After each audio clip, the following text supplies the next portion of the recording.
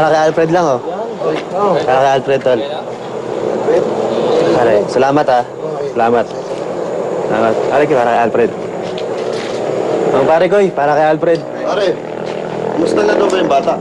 Critical pa rin yung kondisyon, eh. Nakasuhan na ba yung nakasagasa?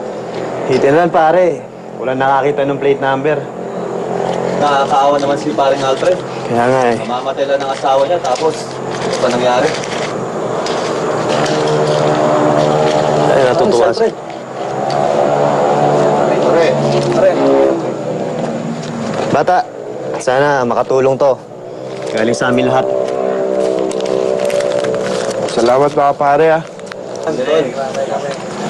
Easy ka lang, bata, ah. Mangdan, masama ba akong tao? Bakit nangyayari sa akin mga to? Kailangan ko ng 80 mil para sa anak ko. Saan naman ako pupulot nun? Kumagala may awa ang Diyos. Salamat nga pala ulit.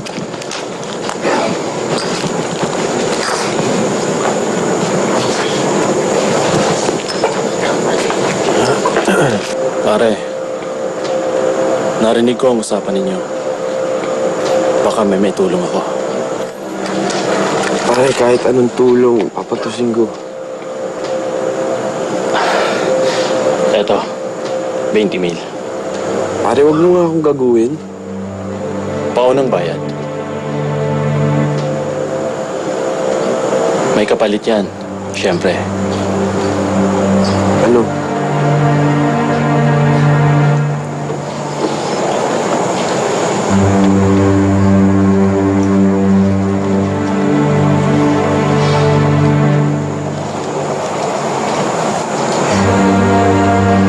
Pare, sino ba yung inaantay mong pasahero? Eh, halos lahat ng FX umalis na eh. Parating na yun. Pare, niloloko mo yata ako eh. Kung mayaman talaga yung kikidnapin mo, Kikidnapin natin. kikidnapin natin, hindi yun sasakay ng FX. Napag-aralan ko na to. Rebelde ang kikidnapin natin. Hindi siya halatang mayaman. Pero hindi siya kayang tiisin ng pamilya niya. Mahina ang 1 milyong ransom para sa kanya.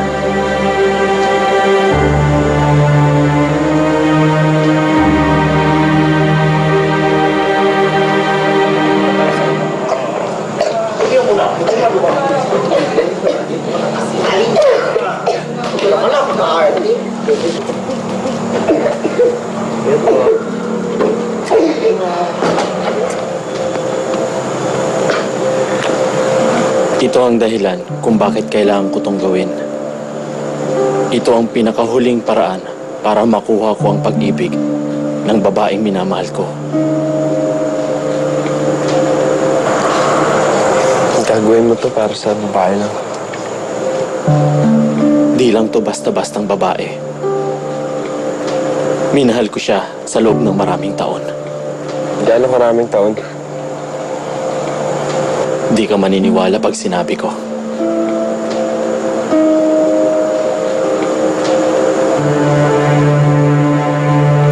Yun na siya, yung dalaga.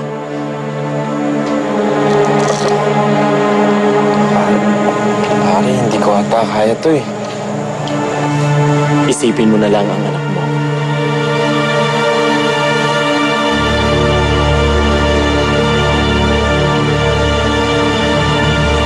Umalis na tayo. Eh, hindi pa kompleto mga pasahero eh. Akong bahala.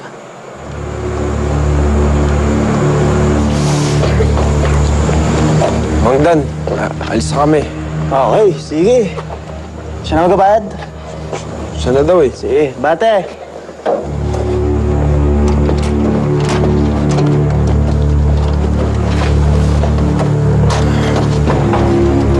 Ingat, Alfred, ah.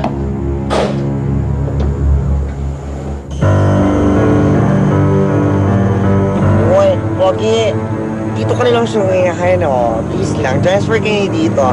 Ang iluwag-luwag dito, ang sikip-sikip dyan. Uy! Mayan, stop. Sorry na kasi, babe. Sorry lang. you want me to do? Simple lang. Ipakilala mo ako sa dad mo. I don't want to sound takas. Pero kung tutuusin, swerte ka sa akin. Dahil seryoso ako sa'yo. Gusto ko makilala ang pamilya mo. Alam mo, kung ibang lalaki lang yan, Hindi mo kasi naiintindihan. eh di pa intindi mo sa akin.